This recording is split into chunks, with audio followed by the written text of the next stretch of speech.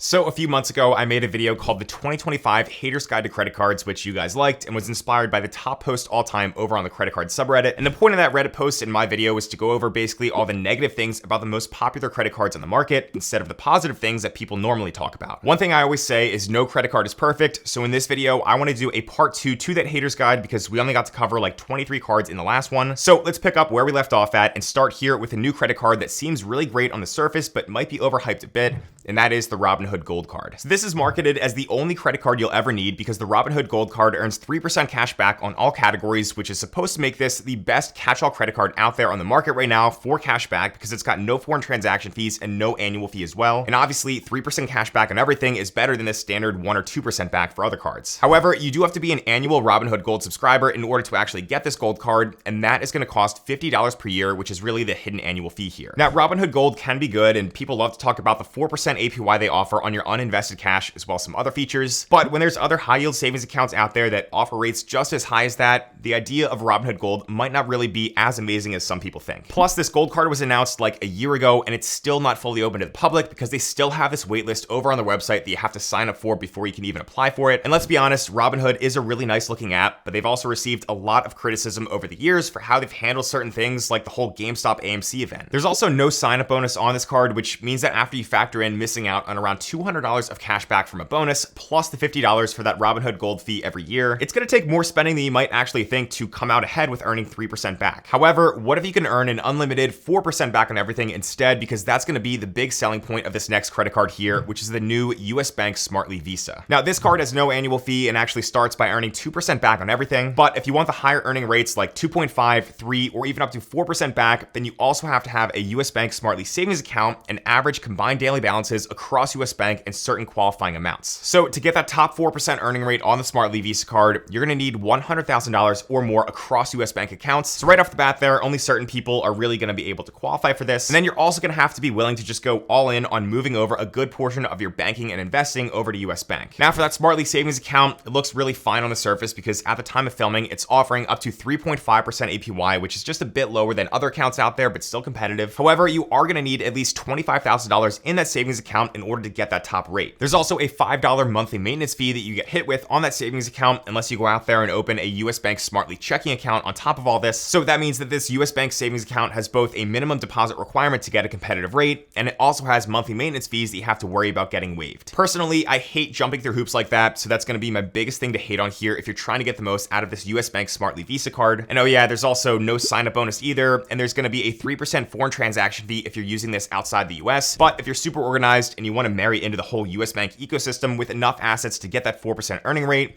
then this is definitely going to be an interesting new option for people to have. Now, let's stick with US Bank here and next go over to the Altitude Go card, which is going to be another very popular no annual fee option that's best known for getting 4x points per dollar on dining, takeout, and restaurant delivery. However, US Bank recently did announce some upcoming changes to this card starting on April 15th, 2025, because as of that date, you're only going to be able to earn that 4x on dining for the first $2,000 of spending per quarter, and that's really only going to affect you if you're spending more than $667 per month on dining. But still, anytime we see issuers out there place caps or limits on spending multipliers, it's never really a good thing. There's also a 3% foreign transaction fee over here as well. So again, this is not going to be a good option to use outside of the US when you want to go out to eat. And even though you are earning points here with the Altitude Go, those points are only going to be worth 1 cent per point each because there's no transfer partners or anything like that. So really, this is just a cashback credit card disguised as earning points. Then for the other 2x categories on the Altitude Go, like 2x on groceries, gas, EV charging, and streaming, those categories honestly aren't really anything special anymore because you can easily earn 2x or 2% back on a number of other catch-all credit cards out there from other issuers as well. Also, for any US Bank credit card, it's important to know that they are a bit tougher on approvals compared to those other issuers out there. So even when we start to take a look at other US Bank options next year, like the Cash Plus and the Altitude Connect, those aren't really always going to be great options to get if you're trying to run a setup with a high number of credit cards across multiple issuers. The Cash Plus has no annual fee and earns 5% back on your first $2,000 of spending per quarter in 2 categories that you can choose from, which includes utilities as well as TV, internet, and streaming services. And that's probably the only reason why you would even consider getting this card, honestly, because those other 5% categories they list here are just okay. It's got other 2% multipliers as well that they advertise, but again, with so many other catch-all cards out there earning 2% back, these 2% categories are not going to be really anything special that sets it apart from the competition. For the US Bank Altitude Connect card, this is probably going to be a credit card you have if you're super loyal to US Bank, or if you just want a travel credit card, but you can't really commit to paying at least $95 per year for one. To me, me, this is basically a teaser to some other premium travel credit cards out there on the market because you're only gonna get 4 free Priority Pass airport lounge visits per year and up to $100 in statement credits towards TSA PreCheck or global entry. If you already have any other premium credit cards that offer these benefits, then this card is probably gonna be useless, but you still might want it for the 4x back on travel and 4x on gas and EV charging on the first $1,000 of spending per quarter, which is pretty good for a no annual fee card, even though it does have spending caps. Again, though, you've got a bunch of other 2x categories here, which aren't really any advantage over other catch-all cards out there. And one of those catch-all cards that I did want to mention next here isn't even available to new applications anymore. So let's talk about the US Bank Altitude Reserve. I think this card was a fan favorite more so than any other US Bank credit card. But a few months ago, they did close the ability for any new people to even apply for it because it seems like US Bank is actually just putting more focus on some of their other credit cards out there, like the new Smartly card we just talked about. So if you manage to get this card before they close down those applications, then you're still able to use it right now and take advantage of all its features and benefits. And the first thing that's actually pretty good about the Altitude Reserve is that it does have a $400 annual fee, but it also comes with up to $325 in travel and dining credits. So after those credits are used, that's essentially reducing the annual fee on this card down to only $75 per year. Now, the really cool thing that people loved is that you could earn 3x points per dollar on travel and mobile wallet spending on this card. And then because US Bank offered a feature where you could basically redeem all those points you earned for 50% more value towards travel, that effectively meant that those points were going to be worth 1.5 cents per point. So because mobile wallet spending is earning 3x back, that effectively becomes 4.5% back in value as a catch-all card when those points were redeemed. Honestly, with the way that was set up, I'm not surprised that US Bank did decide to pull the plug on the Altitude Reserve for new customers. But this card was not perfect because to me, the main thing to hate on here is the fact that there was never any transfer partners on this card to get even more than 1.5 cents per point in value, which is what other points currencies allow people like myself to do. Also, another thing that I hated about this whole US Bank points ecosystem is that they did not allow customers to combine points across other US Bank credit cards that also earn points, like the Altitude Go, for example. If they did those two things, then I think they could have taken over a whole lot more of the travel credit card space and won over a ton more customers from the other banks, because I would have gladly earned 4x back on dining on the Altitude Go, and then I would have loved to combine those points with the Altitude Reserve, where I was earning 3x back on everything else under mobile wallet spend, and then just be able to transfer those points out to travel partners for flights or hotel stays. Maybe that's asking too much because I'm sure the numbers just would not have worked out too well in US Bank's favor, but still, this is going to be a hater's guide video, so I'm trying to be tough on every card. Now, since we're talking about a lot of hating here in this video for some good fun and information, I figured that next year I'd go and talk about a couple of things that I really love,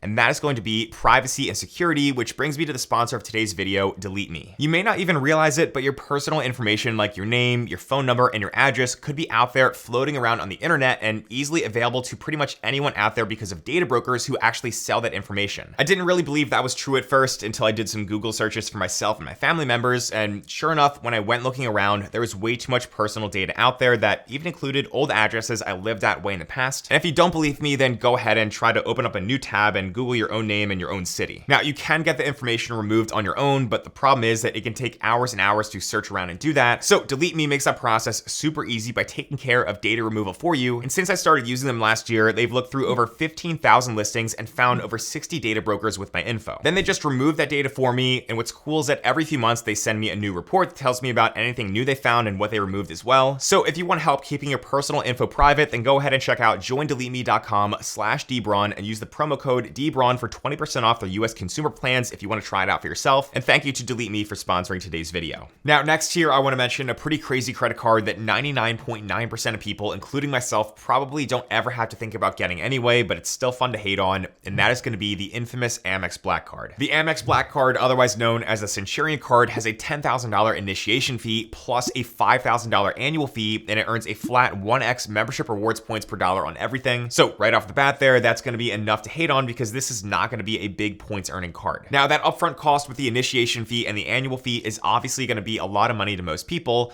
but to even get an invite for the personal version of this credit card, you've got to be spending upwards of $300,000 or $400,000 per year with American Express. And then there's also a business version as well that you could argue is actually going to be easier to get because at least business spend hopefully is helping to drive revenue towards your business anyway. But for the personal Black Card here, this one is definitely more of a status symbol that some people just want to have to flex. And with the status symbol, you do also get some status with Marriott Gold Elite, Hilton Honors Diamond, IHG Platinum Elite, Delta Platinum Medallion, and some other car rental statuses as well. You also get a personal Amex Centurion concierge to do stuff for you related to travel, reservations, and other stuff like that. But honestly, if you're spending the money to qualify for this card and then to maintain that stupidly high annual fee, you might actually be the type of person who can just hire a personal assistant to do a lot of that stuff for you anyway with better results. So yeah, the black card is easy to hate on, even though deep down, I think everyone in the credit card game still kind of wishes they had one. But next here, let's talk about some other type of luxury credit cards that really do not live up to their name at all. And those cards come from the brand Luxury Card, which you probably have received an ad for inside of your mailbox. Luxury Card offers a gold, a black, and a titanium card with annual fees of $9.95,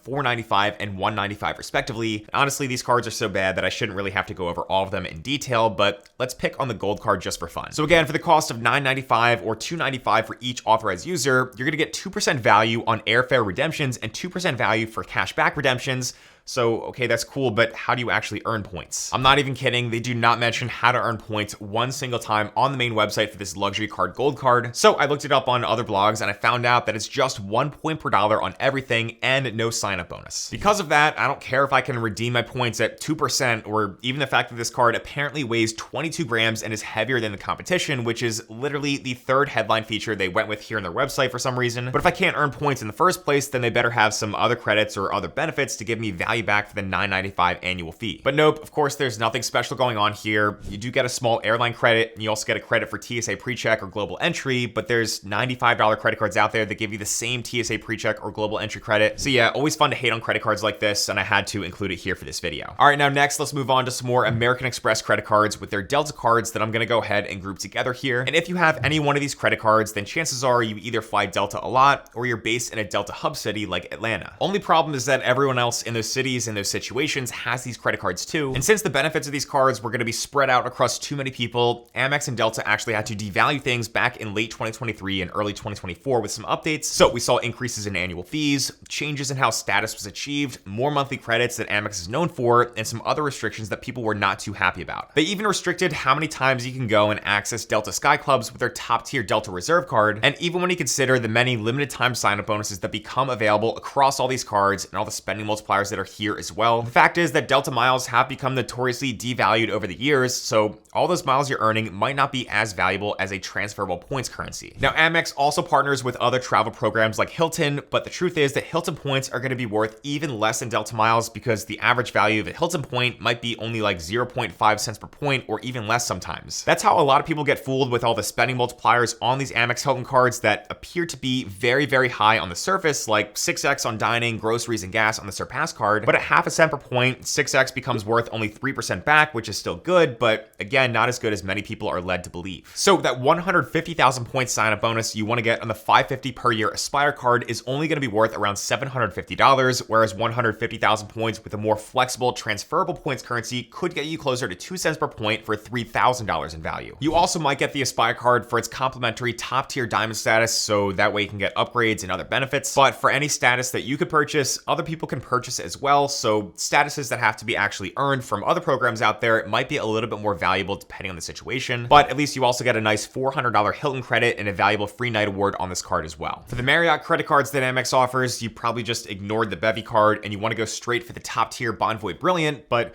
by doing that, you're also going to be locking yourself into another high annual fee of $650. This is probably not your first high annual fee credit card, so the costs are really starting to add up and you wonder if it's even worth it anymore. With this card, you get a $300 dining credit that's split up into $25 each month that you have to use to get back less than half of your annual fee, which you really hate the structure of. But unfortunately, credits like that are just part of doing business with Amex these days. At least you get Platinum Elite status here, which is not the top status offered by Marriott, but it is still good to have. Plus, you also get a free night award worth up to 85,000 points that you get every single year with this card, which is actually still usable given that Marriott points have also been getting more and more devalued over the years as well. Other cards within the whole Marriott Bonvoy program, like the Boundless card next here, only offer a 35,000 point free night award, which barely gets you maybe a Residence Inn stay these days. But maybe you got a 3 or 5 free night award sign-up bonus where each one of those free nights are going to be worth up to 50,000 points. Just remember to actually use those free nights within about a year before they expire, because Marriott is probably counting on the fact that many average customers out there are going to forget to use those. You probably also ignore any other personal Marriott credit cards outside of the ones that I talked about so far, and you might even plan on getting that Boundless card just so that later on you can eventually upgrade it to the Ritz-Carlton card, which I want to talk about next here for this video and show you what the Haters Guide Reddit post says, because I thought it was actually pretty accurate. For this card, it says you're the kind of person who orders off menu from fast food restaurants because it was discontinued like 6 to 7 years ago, but I'm sure your 5-year plan to acquire it is going to work out. What that's referencing is the fact that the Ritz-Carlton card has not even been directly open to do applications anymore for a while now, so what you have to do is actually get a different Marriott card like the Boundless for 12 months in order to upgrade to it. My problem with that is that this upgrade option could literally be removed at any time, and honestly it probably will be at some point in the future, but you do get an 85K free night award with Marriott on this card right now, plus a $300 airline credit that you actually have to call to use, which is kind of annoying. Now, if Hyatt is more of your hotel, then their World of Hyatt program also has a credit card that you can get, and this card is just fine for earning points on Hyatt stays, but other than that, it's basically the definition of a sock drawer card. You get a free night award every year that can be used on a category 1 to 4 Hyatt property in exchange for paying a $95 annual fee, and even though you probably will come out ahead of that $95 fee by using this free night, you're not going to be staying at any super nice hotels like in Andaz, Alila, or Park Hyatt. Your best bet is maybe something like a Hyatt Regency, and then after you've used that free night, again, that card is probably just going to go right back into your sock drawer until hopefully Hyatt releases some sort of a credit card in the future with some more premium options that you might be able to upgrade to. Now, for some other airline credit cards, United has a few options, with most being pretty average or just below average for the most part, with devaluations that have been made to the United Miles program over the years. So you might have something like their Explorer credit card if you just want a free checked bag benefit and then maybe a couple of visits to the United Club per year, or you might even have their Premium Infinite card if you want a full United Club membership. Like the Delta cards, you probably have a United credit card if you're based in a United hub city and you fly them a lot. And the same is obviously true with American Airlines credit cards as well, where you've got Citi co-branded American Airlines cards like the $99 Advantage Platinum Select card, and then the more premium $550 Advantage Executive card, or there's also the Advantage Aviator Red card from Barclays. If you have the Barclays card, then you probably got it either A, because you got a sign-up bonus after making only one single purchase, or B, because a flight attendant over-exaggerated just how valuable that sign-up bonus actually is to the average person who doesn't really know how to properly redeem American Airlines miles yet. Regardless though, Citi is taking over the full American Airlines partnership in 2026, so I'm going to be interested to see on what that's going to look like as somebody who's based in an American Airlines hub of Philadelphia. And by the way, go Birds for that Super Bowl 59 win. So for really any airline credit card here in this Haters Guide video, I think that for some people who travel a lot for work, the premium airline credit cards can be worth it if you value the benefits, but honestly, for most people, you're probably just better off avoiding these as your primary points earning cards, because the more valuable, flexible, transferable point currencies,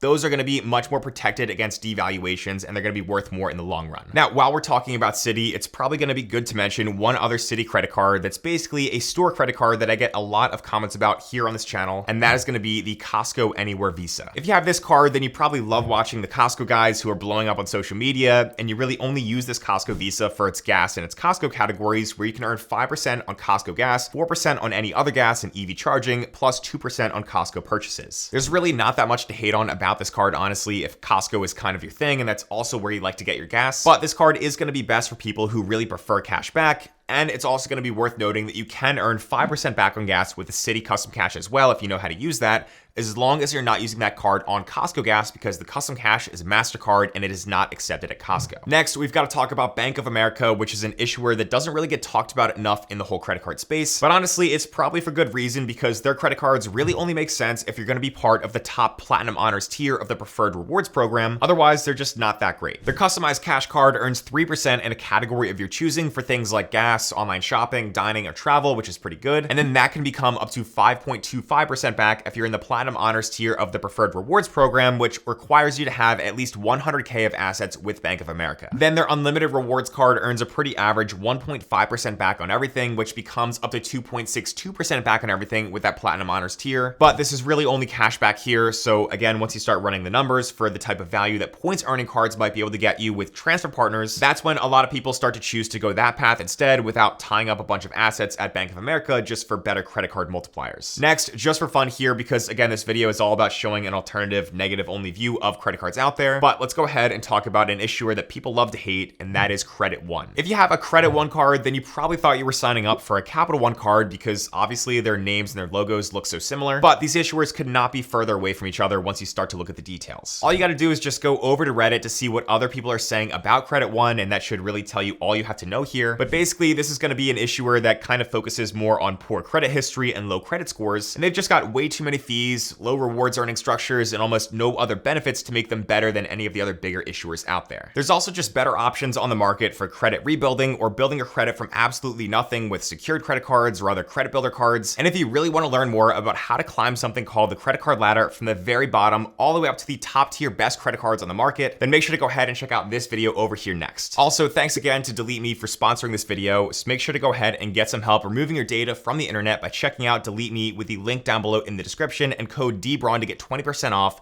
But as always, thanks so much for watching.